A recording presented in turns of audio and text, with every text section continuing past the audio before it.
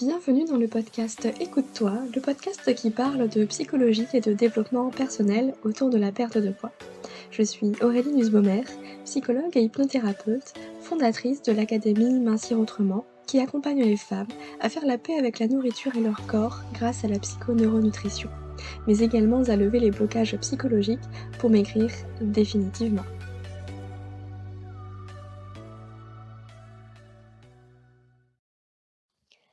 Bienvenue dans l'épisode numéro 54 du podcast Écoute-toi.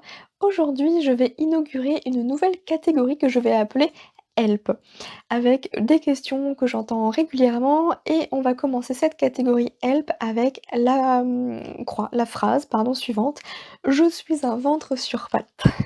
Peut-être que cette expression, vous l'utilisez vous-même ou vous l'avez peut-être déjà entendue. Cette expression-là, «je suis un ventre sur pattes», elle fait écho au fait d'avoir tout le temps faim ou en tout cas de manger tout le temps. Des quantités, plus ou moins importantes, mais d'être tout le temps en train de manger quelque chose. Et je vais vous expliquer un petit peu le pourquoi finalement on a des fois l'impression d'avoir tout le temps faim. Hors pathologie, bien sûr. Il y a des pathologies qui peuvent justement avoir pour conséquence d'ouvrir l'appétit, et du coup, ça, voilà, c'est pas mon domaine, ça va être du domaine médical. Donc je vous invite toujours à faire appel à votre médecin, faire des examens pour voir s'il n'y a pas un dysfonctionnement en termes de thyroïde, d'hormones ou de toute autre chose, ou même de sommeil. Parce que ça aussi, c'est quelque chose qui peut dérégler complètement le corps. Un manque de sommeil peut, engendrer une augmentation, des hormones de faim, qui s'appelle la gréline, pardon, et une baisse des hormones de satiété qui s'appelle la leptine. Ce sont 2 hormones qui se régulent la nuit, donc forcément si vous dormez moins ou en tout cas moins bien, ces 2 hormones, elles ont pas vraiment le temps de se réguler et au contraire, elles vont être déréglées, ce qui fait que le corps va sécréter davantage d'hormones de faim, la gréline, et moins d'hormones de satiété, la leptine. Donc forcément, on a aussi la sensation d'avoir plus faim et on a vraiment la sensation, de faim puisque du coup, hein, c'est l'hormone, qui fait ça.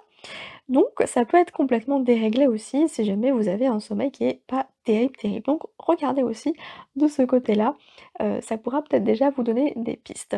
Et si jamais vous avez envie d'en savoir plus, j'ai fait une vidéo à ce sujet sur ma chaîne Mincir Autrement avec les neurosciences. Donc je vais aujourd'hui apporter 2 explications à cette sensation d'avoir tout le temps faim. Hors pathologie encore une fois.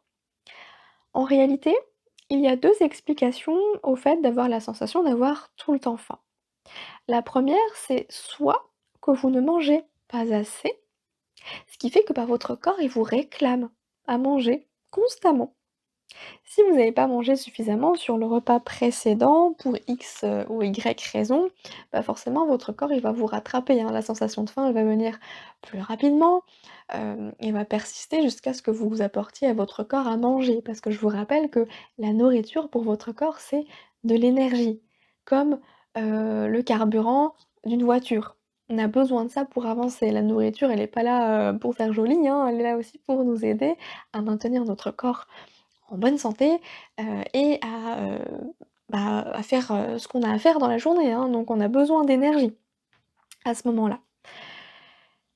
Donc regardez si vous avez suffisamment mangé à chaque fois au repas précédent. Est-ce que vous n'êtes pas en restriction, calorique? Est-ce que vous n'êtes pas en train de faire un régime? Et si c'est le cas, vraiment, je vous déconseille complètement, arrêtez tout de suite. À partir du moment où il y a des restrictions, ça ne peut qu'amener à des compulsions et au fait de manger encore plus, ce qui est tout à fait normal. Notre cerveau est fait pour nous garder en vie, donc qui dit, moins de nourriture, pour lui c'est un peu, attention danger, famine, hein, donc il va allumer le système d'alarme dans notre cerveau et nous faire avoir des envies encore plus, que d'habitude. Donc on va avoir faim encore plus. Et voilà encore une explication. Donc regardez si vous mangez suffisamment et surtout, faites-le vraiment, soyez honnête avec vous-même, hein. Là, exit, les règles de régime ou que sais-je, ce que vous suivez. Posez-vous juste la question, pour voir si vous mangez suffisamment, hein, à ce moment-là.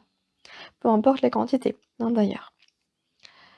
Ensuite, la deuxième raison, la deuxième explication, c'est peut-être que vous confondez la faim avec l'envie de manger. Et pour vous expliquer un petit peu la différence entre les 2, la faim, la sensation de faim est une sensation physiologique que l'on va ressentir dans notre corps. On va ressentir un creux dans l'estomac, on peut avoir le ventre qui gargouille, on peut avoir des douleurs, hein, aussi à ce moment-là, mais également, une baisse d'énergie, et une baisse de concentration et ça peut même aller jusqu'à des maux de tête ou des fois des étourdissements, si jamais vraiment on n'a pas mangé depuis longtemps et qu'on n'écoute plus, hein, ces sensations. L'envie, quant à elle, elle ne se base pas sur des sensations physiques, mais plutôt sur des sensations, on va dire émotionnelles. C'est pas tant qu'on a faim, c'est qu'on a envie de manger davantage parce que, ça nous fait plaisir ou parce que, on vient combler un vide quand on s'ennuie, par exemple. Ou alors dès qu'il y a une émotion désagréable, on va manger pour s'en détourner. Ou bien on a aussi en psychologie ce qu'on appelle un besoin d'oralité, de porter toujours quelque chose à la bouche. Ça peut être, soit à manger, soit, des fois, des cigarettes ou, toute autre substance à ce moment-là. Repérer le besoin aussi qu'il y a derrière. Est-ce que c'est juste une façon de gérer les émotions? Est-ce que c'est pour combler un vide? Ou est-ce que, justement il y a cette impression d'avoir besoin d'avoir toujours quelque chose à la bouche? Et la simple question: «Est-ce que j'ai faim?» En général, quand on se pose cette question, c'est qu'on n'a pas réellement faim, parce que si on a vraiment faim, la question elle se pose pas. C'est: «Mais oui, clairement, voilà, faut que je mange», à ce moment-là. Regardez plutôt alors du côté de l'envie et l'envie, c'est pas quelque chose à bannir non plus, hein. Vous avez tout à fait le droit de manger quelque chose juste parce que vous en avez envie, même si vous n'avez pas faim. Vous pouvez tout à fait, avoir envie, voilà, de manger une glace. Ça bien sûr, ça se mange sans faim. C'est pas du tout nutritif pour notre corps. Est-ce que c'est mauvais pour autant? Encore une fois, c'est une question d'équilibre, hein, si on n'en abuse pas, bien sûr que non. Et pour revenir aux émotions, le fait de manger quand on a une émotion désagréable, c'est tout à fait normal et humain. C'est ce qu'on appelle une EME, une envie de manger émotionnelle. Si vous avez envie d'en savoir plus sur le sujet, je vous renvoie à mon épisode, 51 que j'ai fait justement sur l'alimentation émotionnelle et notamment, cet épisode il s'intitule «Comment gérer ses émotions quand on est hypersensible?» pour ne pas se jeter sur la nourriture. Et puis enfin, sachez que cette question-là d'avoir tout le temps faim, c'est quelque chose qui se travaille, hein. C'est, tout à fait possible de retrouver ses sensations alimentaires, de pouvoir se reconnecter avec son corps et de se laisser guider par son propre corps et ses envies de manière tout à fait saine et naturelle. C'est d'ailleurs ce que je vous propose de faire dans le programme Alimentation sereine et consciente, qui est un programme en ligne à réaliser en toute autonomie. Vous avez des vidéos à regarder, des exercices concrets à réaliser sur un carnet qui vous est envoyé directement à la maison.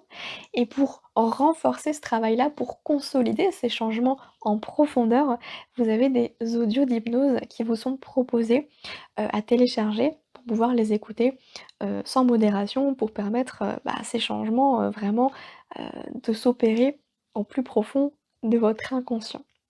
Je vous mets tous les liens du programme, directement dans les notes de l'épisode du podcast. Sachez que si vous aussi vous avez l'impression d'être un ventre sur pattes, eh bien c'est peut-être soit que vous ne mangez pas assez ou que vous confondez la faim ou l'envie de manger et petit disclaimer encore, on parle bien de cette envie de manger, hors pathologie. Sinon, je vous inviterai toujours à voir du côté, voilà, du sommeil et puis, des hormones. Donc ça, c'est votre médecin qui pourra vous aiguiller un petit peu là-dessus. J'espère que cet épisode vous aura plu. Si jamais vous avez, justement des questions, des petites choses comme ça qui pourraient s'insérer dans cette catégorie «help» sur ce podcast, je vous invite à me le partager notamment sur Instagram. Venez me partager les thématiques que vous avez envie que j'aborde, ce serait un grand plaisir. Moi, je vous souhaite une très belle journée et je vous dis à bientôt. Si vous avez aimé cet épisode, je vous invite à le partager et à noter le podcast avec 5 étoiles sur Apple Podcast afin de le faire grandir et découvrir à d'autres femmes qui ont besoin d'entendre ce message. Je vous remercie pour votre soutien, je vous dis à très bientôt, prenez soin de vous.